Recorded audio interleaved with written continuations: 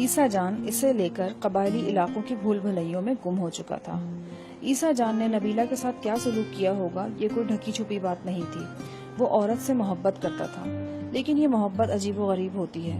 جسے چاہتا ہے اسے حوث کی زبان سے چاٹ کر ختم کر دیتا ہے۔ لوگ جانتے ہیں 6 ماہ اس کے پاس رہنے والی نوجوان لڑکی 40 سال کی ادھیڑ عمر نظر آنے لگتی ہے۔ اس نے نبیلہ کو بھی ختم کر دیا۔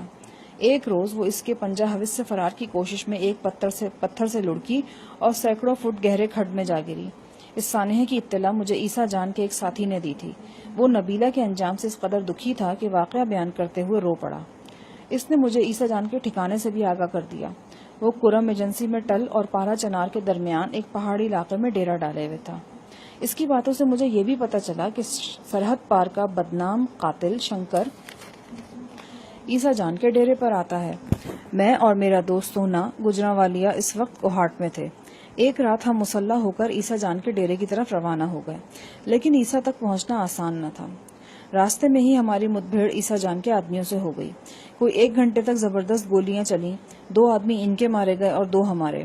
میری ٹانگ میں بھی ماؤزر کی گولی لگی۔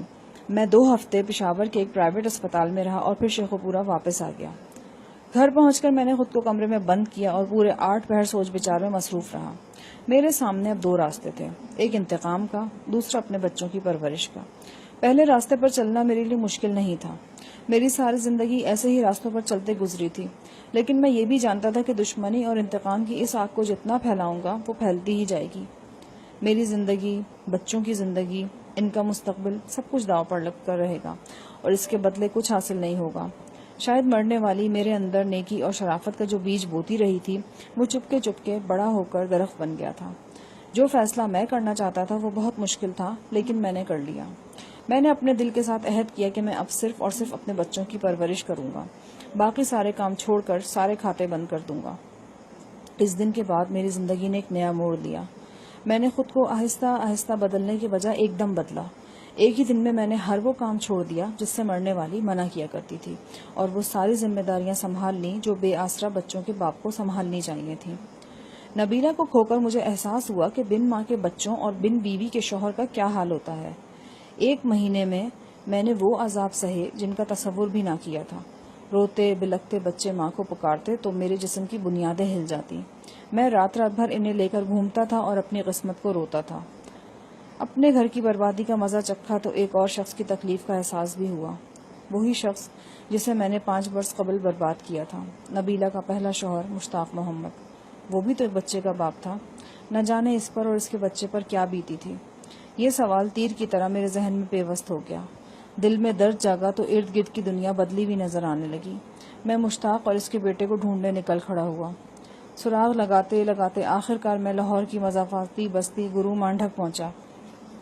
مشتاق محمد سے آمنا سامنا ہوا۔ مجھے سامنے پا کر وہ چیخا چلایا، نہ مجھ پر حملہ آور ہونے کی کوشش کی، نہ میرا گریبان پکڑا، بس خاموش لیٹا رہا منو مٹی تلے۔ وہ ایک قبرستان کا مکین تھا، اسے مرے ہوئے 3 سال ہونے کو آئے تھے۔ بیوی کی جدائی کا غم کھا کر اس نے کثرت سے شراب نوشی شروع کر دی تھی۔ اس کے پھیپھڑے خراب ہو گئے، یہاں تک کہ اسے گلاب دیوی اسپتال میں داخل کرانا پڑا۔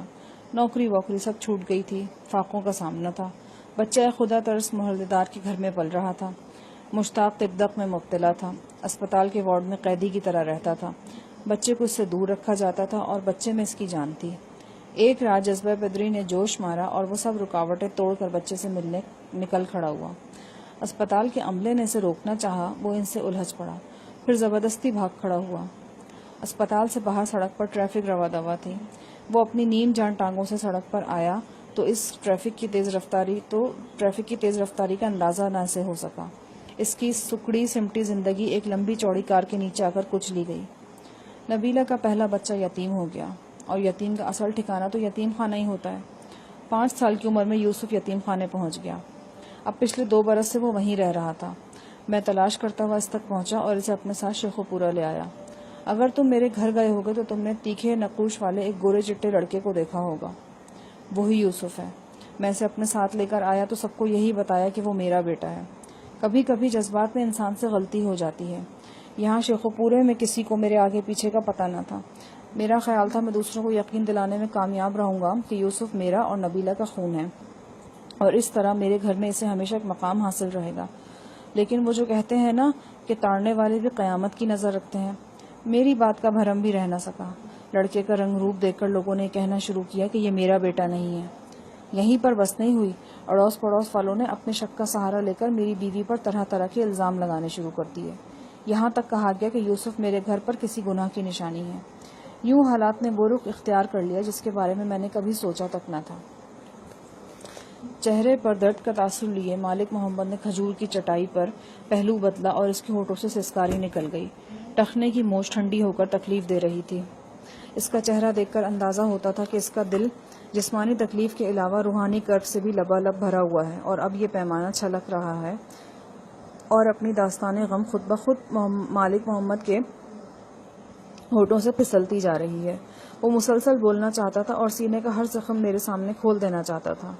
کہنے لگا، یقیناً تم حیران ہوگے کہ لوگوں کو میرے خلاف باتیں بنانے کی جرت کیوں کر ہوئی، اور مجھ جیسا زور آور بااثر شخص یہ سب کچھ سن کر بھی خاموش کیوں رہا۔ اس نے 8-10 زبان درازوں کو ٹکڑے کر کے دفن کیوں نہیں کر دیا؟ بات پھر وہیں پر آ جاتی ہے دوست، میں جس راہ کو چھوڑ چکا ہوں اس پر دوبارہ قدم نہیں رکھنا چاہتا۔ اور مجھے پہلی بار احساس ہوا کہ ایک بدماش کے لیے بدماشی چھوڑنا کتنا مشکل ہوتا ہے۔ موت تو ایک ہی بار آتی ہے، لیکن گردن اٹھا کر چلنے والے کو گردن جھکا کر چلنا پڑے تو وہ دن میں کئی بار مرتا ہے۔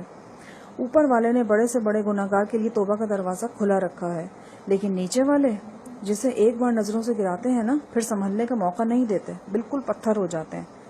آج کل میں ایسے ہی پتھروں سے لہو ٹکرا کر لہو لہان ہو رہا ہوں۔ اب یہ مولوی حنیف والا کیس دیکھ لو۔ جب تک میں بدماش تھا کسی میں اتنی جرت نہیں تھی کہ مجھے اس نام نہاد کیس میں الجھاتا۔ بالکل بوگس کیس تھا یہ۔ میرے مخالفوں نے مجھ سے سودے بازی کرنے کے لیے ٹنٹا کھڑا کیا تھا۔ خود علاقہ انچارج نے کہا کہ خواہ پولیس کا وقت ضائع کیا جا رہا ہے۔ اب میں بدماشی کی دلدل سے نکلنے کی کوشش کر رہا ہوں تو پولیس کو سارے بھولے بسرے قانونی تقاضے یاد آنے لگے ہیں۔